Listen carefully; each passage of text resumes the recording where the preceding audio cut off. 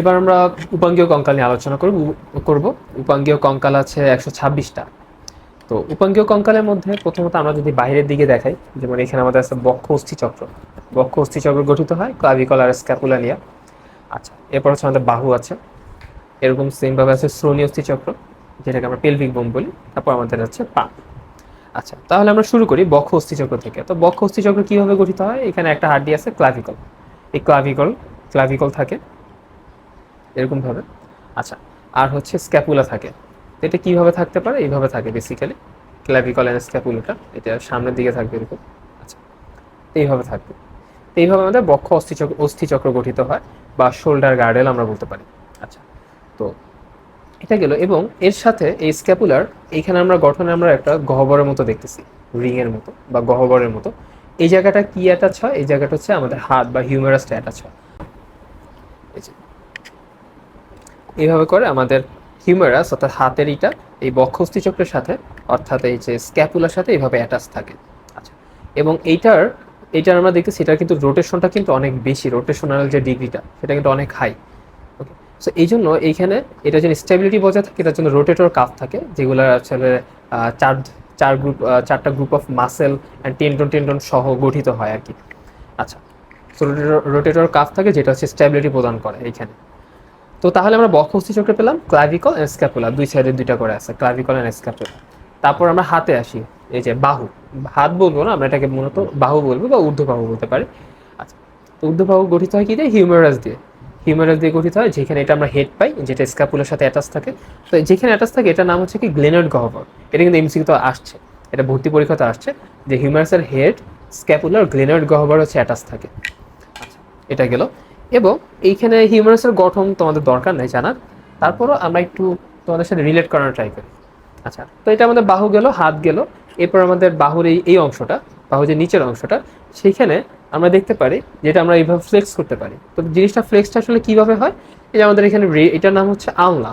এটার নাম হচ্ছে আলনা। এই যে হুকের মতো আমরা যে অংশটা দেখতে পারি, এই এই জিনিসটা দেখে আমরা বুঝবো এটা হচ্ছে আলনা। তো এইভাবে আমরা অ্যাটাচ করলাম, এই যে এটার মধ্যে এইভাবে আমরা ঢুকালাম। আমাদের হাড্ডিটাও কিন্তু এইভাবেই থাকে বেসিক্যালি। তো এইভাবে এটা কিন্তু ফ্লেক্সড হতে পারে, একটা পর্যায়ে কিন্তু এটা রেস্ট্রিক্টেড। এরপর কিন্তু আর এটা পিছনে যেতে পারবে না। ওকে, পিছনে আর যেতে পারবে না। এই জন্য আমাদের হাত কিন্তু এই যে এই পর্যন্তই, এই পর্যন্ত আমরা সোজা করতে পারি, এরপর কিন্তু আর ব্যাকে আর নিতে পারি না, তাহলে কিন্তু ভেঙে যাবে, কারণ এটা এই পর্যন্তই রেস্ট্রিক্টেড। তাহলে এটা জাস্ট এইটুকু পর্যন্ত এর রোটেশনাল মুভমেন্ট আছে। আচ্ছা, তো এইটার নাম হচ্ছে, হাতের এই অংশটার নাম হচ্ছে, এটার নাম হচ্ছে আলনা। এবং আমাদের আর একটা আছে যেটার নাম হচ্ছে রেডিয়াস। তো আলনাটা আমরা যদি এইখান থেকে আমরা চিন্তা করি, এই যে আমাদের কনু, আমরা যে কনু দিই না বা ঘাড় দিই আমরা অনেক সময় বলি, সে এটা হচ্ছে সেই কনুটা, এই কনুর যে হেডটা, এটা দিয়ে আমরা মূলত মারি। তার এইটা আমরা যদি এইখান থেকে আমরা যেতে থাকি, যেতে যেতে যেতে যেতে দেখবো এই যেটা এখানে আসছে। তবে আলনাটা হচ্ছে আমাদের কি একটু বাইরের দিকে থাকে, তাই না? আলনাটা হচ্ছে বাইরের দিকে থাকে। তাহলে রেডিয়াসটা তাহলে কোথায় থাকবে? রেডিয়াসটা হচ্ছে যেটা, রেডিয়াসটা হচ্ছে যে এইখান থেকে এখান থেকে যে ভিতরের দিকে থাকে। অ্যান্ড এইখানে কিন্তু আমরা পালস দেখি, রেডিয়াল আর্টারি। কারণ এই রেডিয়াস বোনসের উপর দিয়ে একটা আর্টারি গেছে, ওই আর্টারি পালসটাই আমরা দেখি, যেটা নাম হচ্ছে রেডিয়াল আর্টারি। সো নামগুলো কিন্তু রিলেট করা যায়, তাই না? রিলেট করা যায়। আচ্ছা, তাহলে এদিকে হচ্ছে এটা আলনা, আর এদিকে ভিতরের দিকে এটা নাম হচ্ছে রেডিয়াস। এই হচ্ছে সেই রেডিয়াস বোন। এই মাথাটা হচ্ছে এইভাবে থাকবে, এই যে এই ক্যাপিচুলামের দিকে এভাবে লাগানো থাকবে। আচ্ছা, এই গেল। এরপর আমাদের আসছে হাতের কবজি। তো কবজির ক্ষেত্রে আমাদের কাছে কবজিটা অ্যাকচুয়ালি এখন নাই, সো কবজিটা আমরা দেখাতে পারছি না, এটা আমরা ছবিতে দেখাবো। তো কবজির ক্ষেত্রে হচ্ছে এখানে দুই সারিতে হাড্ডি থাকে। তো এটা আমরা মনে রাখি, she looks too pretty, try to catch her, এটা দিয়ে, তাই না? আচ্ছা, তো এই নিচের দিকের যে শাড়ি, সেখানে হচ্ছে শি লুকস টু প্রিটি। তাহলে এখানে হবে স্ক্যাফয়েড, তারপর হচ্ছে লুনেট, তারপর ট্রাইকুয়েট্রা, তারপর হচ্ছে pisiform. Okay, scaphoid, lunate, triquetra, pisiform, she looks too pretty. Then try to catch her, তারপর ট্র্যাপিজিয়াম, ট্র্যাপিজয়েড, ক্যাপিটেট, হ্যামেট। তো trapezium, trapezoid, capitate, hamate. And আমরা যদি দেখি, এই যে রেডিয়াসটার নিচে কিন্তু এই যে এই স্ক্যাফয়েডকে গ্রহণ করার জন্য কিন্তু হচ্ছে যে হাড্ডিটা আছে, মানে এই যে একটা গর্তের মতো আছে, নচের মতো বা গর্ত। তো এই জায়গায় কিন্তু এই কবজির হাড্ডিটা এখানে থাকে। ওকে, কবজির হাড্ডিটা কিন্তু এখানে থাকে, এইটার ভিতরে থাকতে পারে। আচ্ছা, এর মধ্যে পিসিফর্মটা অনেক ছোট হয়, আমরা ছবিতে দেখলে বুঝবো। তো এইখানে কবজির হাড্ডি আমরা তাহলে কত পেলাম? 8টা পেলাম। আচ্ছা, তো এগুলা গেল। এই কবজির হাড্ডির তাহলে নাম কি? কার্পাল বোন। আর এই হাতের এই যে হাত, এবার আমরা আসি হাতের যে হাড্ডি সেটার নাম হচ্ছে মেটাকার্পাল। তাহলে এইটা একটা, দুইটা, তিনটা, চারটা, পাঁচটা, টোটাল পাঁচটা মেটাকার্পাল থাকবে। আচ্ছা, এরপর হচ্ছে আঙুল। আঙুলের ক্ষেত্রে হচ্ছে ফ্যালাঞ্জেস, 1 2 3 এরকম করে তিনটা, চারটা আঙ্গুলে 3 4 12টা ফ্যালাঞ্জেস। আর এইখানের ক্ষেত্রে দুইটা, তাহলে টোটাল 14টা হলো। তাহলে আমরা টোটাল হাড্ডি পেলাম, হিউমারাস একটা, রেডিয়াস একটা, আলনা একটা, টোটাল এখানে 3টা। আর এখানে আমাদের কার্পাল বোন ছিল, অর্থাৎ কবজির অস্থি ছিল 8টা, চারটা চারটা করে 8টা। আচ্ছা, আর এখানে মেটাকার্পাল ছিল 5টা। তাহলে কত হলো? 3 8 3 11, 11 আর এখানে কত? 5 16, 16 আর এখানে ফ্যালাঞ্জেস আছে 14টা, টোটাল 30টা। তাহলে ডান সাইডে 30, বাম সাইডে 30, টোটাল 26, টোটাল 60টা আছে। তাহলে এখানে হাড্ডি, হ্যাঁ, নিচের ক্ষেত্রেও মোটামুটি কাছাকাছি সিমিলার আর কি। আচ্ছা, তো এই তো হচ্ছে গেল। তাহলে বক্ষস্থিচক্র এবং বাহু আমরা পড়লাম। এবার আমরা নিচের দিকে আসি। নিচের দিকে হচ্ছে আমাদের থাকবে শ্রোণী অস্থিচক্র এবং হচ্ছে পা। তো শ্রোণী অস্থিচক্রের হাড্ডিটা কোথায়? এই যে, যেটাকে আমরা কি বলতেছি? হিপ বোন বলতেছি। বেসিক্যালি হিপ বোনটা আসলে কিভাবে থাকবে?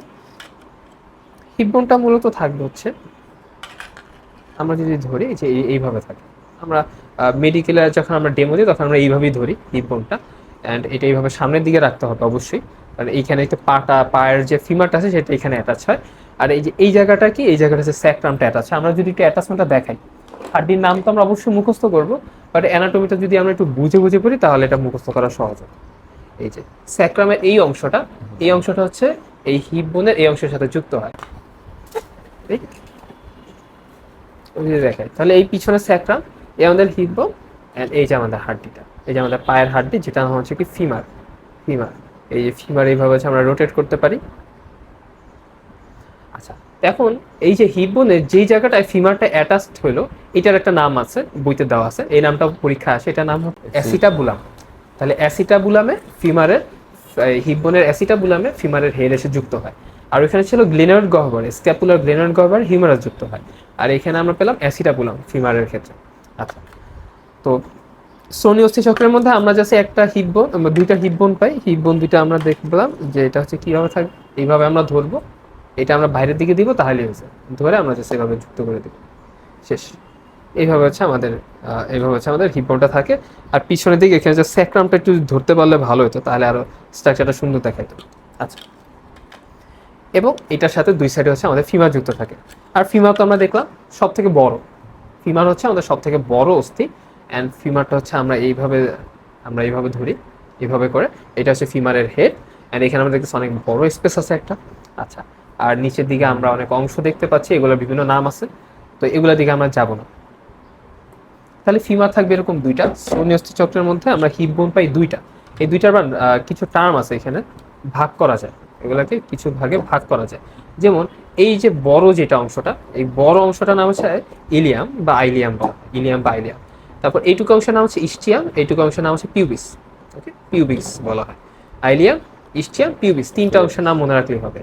তো এই তিনটা অংশ মিলে হিপ বোন গঠিত হয়, এবং তিনটা অংশ ফিউজ হয় এই অ্যাসিটাবুলাম, এই তিনটারই অংশ মিলিত হয় এই অ্যাসিটাবুলাম ফর্ম করে। আচ্ছা, তাহলে হিপ বোন গেল। তারপর আমরা ফিমার দেখলাম। আচ্ছা, ফিমারের পর আমাদের পায়ের যে নিচের পায়ের যে নিচের অংশ, সেটা গঠিত হয় দুইটা হাড্ডি নিয়ে। তার মধ্যে একটা হচ্ছে বড়, যেটাকে আমরা এখানে শিনবোন বলি, কারণ এখানে কোনো মাসল থাকে না, এবং এই যে মু থাই যারা আছে তারা কিন্তু এই জায়গাটা এত শক্ত করে ফেলে, বারবার গাছে বিভিন্ন জায়গায় ইটে লাথি মারতে মারতে মারতে এত শক্ত হয়ে যায় যে ওদের এটা একদম একটা অস্ত্রের মতো হয়ে যায়। ওকে, সো এটার ট্রেনিং করে ওরা, পাটাকে, লেগটাকে ওরা ট্রেনিং করে। এটা নাম হচ্ছে টিবিয়া, এটা নাম হচ্ছে কি টিবিয়া। তো এটা কিভাবে থাকবে? এই যে আমরা দেখলাম ফিমার অ্যান্ড ফিমারের সাথে এইভাবে এটা থাকবে। টিবিয়াটা হচ্ছে বেসিক্যালি এইভাবে থাকে সাধারণত। আচ্ছা, এরপর টিবিয়ার সাথে আর একটা থাকে, যেটা নাম হচ্ছে ফিবুলা, যেটাকে দীর্ঘ যষ্ঠির মতো বলা হয়, বইতে এভাবে বলা, মানে লাঠির মতো, এটা লাঠির মতো অংশ। আচ্ছা, তো লাঠির মতো অংশটা এটা কিভাবে অ্যাটাচ থাকবে? এটা এই টিবিয়ার এক পাশেই থাকে মূলত। এবং এই যে অংশটা আমরা দেখতে পাচ্ছি, এই যেটা পায়ের দিকে যে অংশটা, এটা কিন্তু হচ্ছে আমরা গোড়ালি বলি না, এই গোড়ালির ওই অংশটা, এটা হচ্ছে আমাদের পায়ের এই গোড়ালির এই অংশটা। আর এইটা হচ্ছে আমাদের গোড়ালির আর একটা অংশ। তো মূলত আমরা মনে হয় এটা কি গোড়ালি বলি, এটা কি গোড়ালি বলি, যেটা হচ্ছে পায়ের সাইডে একদম উঁচু হয়ে থাকে, এটাকে আমরা মূলত গোড়ালি বলি, গোড়ালির সাইডটা। আচ্ছা, এবং অ্যাঙ্কেল স্প্রিং যখন হয় তখন এই যে এই সাইডটাতেই মূলত হচ্ছে অ্যাঙ্কেল স্প্রিংটা হয়। আমাদের কাছে যদি পাটা থাকতো আমরা ভালো মতো দেখাতে পারতাম, আসলে পাটা আমাদের কাছে নাই আনফর্চুনেটলি। আচ্ছা, তো তাহলে আমরা পায়ের দিকে কি কি পেলাম? ফিমার এক দুইটা, তারপর টিবিয়া, ফিবুলা, তাহলে টোটাল দুইটা ফিমার আর দুইটা টিবিয়া আর দুইটা ফিবুলা, তাহলে এখানে আমরা টোটাল পেলাম 6টা হাড্ডি। আচ্ছা, এরপর পায়ের যে হাড্ডি, পায়ের হাড্ডিগুলোর নাম হচ্ছে টেলাস। যেরকম আমরা পায়ের ক্ষেত্রে এখানে কবজি দেখছি, ওইখানে পায়ের যে জয়েন্টের ওইখানে যে হাড্ডি সেগুলোকে বলা হয় টেলাস। তো টেলাসের ক্ষেত্রে আছে, এখানে টেলাস আছে 7টা, 7টা আমরা টেলাস বোন পাবো। এবং এরপরে যেটা আছে টেলাস না, টার্সাল, টার্সাল বোন বলা হয় পায়েরগুলোর ক্ষেত্রে, কারণ পাটাকে, পায়ের ওই পার্টটাকে বলা হয় টর্সো। টর্সো থেকে আমরা এখানে হাড্ডিটার নাম মনে রাখবো টার্সাল। তো এইখানে আমরা যেরকম পড়েছি কার্পাল, ওইখানে আমরা বলবো হচ্ছে টার্সাল, টেলাস না টার্সাল। টেলাস হচ্ছে টার্সালের একটা অংশের একটা হাড্ডির নাম। আচ্ছা, এরপর আমরা পাবো, এইখানে পেয়েছিলাম কার্পাল, মেটাকার্পাল, আর ওইখানে হবে টার্সাল, মেটাটার্সাল। সো পায়ের যে ক্ষেত্রে আমরা এই পার্টের যে অংশগুলো আমরা পাবো সেগুলোর নাম হবে মেটাটার্সাল। আর আঙ্গুলের নাম, হাতের আঙ্গুলের ক্ষেত্রে ফ্যালাঞ্জেস, পায়ের আঙ্গুলের ক্ষেত্রে ফ্যালাঞ্জেস। এবং আমরা এখানে যেমন 14টা 28টা ফ্যালাঞ্জেস পাইছি, পায়ের ক্ষেত্রে আমরা 14টা 28টা ফ্যালাঞ্জেস পাবো। এবং আমরা এই ক্ষেত্রে পায়ের ক্ষেত্রে টোটাল, তাহলে পায়ের ক্ষেত্রে আমরা হিসাব নিকাশটা করবো। পায়ের ক্ষেত্রে আমরা যদি হিসাব নিকাশ করি, টোটাল আমাদের এইখানে হাড্ডি আসবে হচ্ছে পায়ে 60টা। যেরকম আমরা হাতেও 60টা হাড্ডি পাইছি, এরকম পায়েও হাড্ডি আসবে 60টা। তাহলে 60 মিলে টোটাল হবে হচ্ছে কত? 120। 60 মিলে টোটাল হবে হচ্ছে 120। আর হিপবোন আমরা বললাম দুইটা হিপবোন থাকে, কিন্তু দুইটা হিপবোনের আবার 3টা অংশ, যেহেতু আইলিয়াম, ইসচিয়াম, পিউবিস। তাহলে আমরা টোটাল এক একটাকে আলাদা আলাদা যদি হিসাব করা হয়, আইলিয়াম একটা, ইসচিয়াম একটা, পিউবিস একটা, তাহলে এখানেও 3টা। আর বাম ডান যে হিপবোন ছিল ওইখানেও 3টা, তাহলে টোটাল হিপবোনে আছে 6টা করে, তাহলে 126। এইভাবে করে উপাঙ্গীয় কঙ্কালে হাতে টোটাল কয়টা হলো? 7টা, পায়ে টোটাল 7টা, হিপবোনে টোটাল 6টা, ডানে বামে মিলে 3টা করে, এয়ারলিয়াম, ইসচিয়াম, পিউবিস মিলে হয় 6টা। এইভাবে 126টা আমরা উপাঙ্গীয় কঙ্কাল পাই। তাহলে অক্ষীয় কঙ্কাল 80টা আর উপাঙ্গীয় কঙ্কাল এইভাবে আমরা 126টা পেলাম। তো আমরা রিয়েল লাইফে হচ্ছে আমরা দেখানোর ট্রাই করছি সামনাসামনি হাড্ডিগুলো একদম সরাসরিভাবে দেখানোর ট্রাই করছি। তারপর কিছু কিছু এখানে হাড্ডি বাকি আছে, যেমন পায়ের হাড্ডিগুলো, এগুলো আমরা হচ্ছে পরবর্তীতে ছবিতে বা ফিগারে আমরা দেখিয়ে দেব।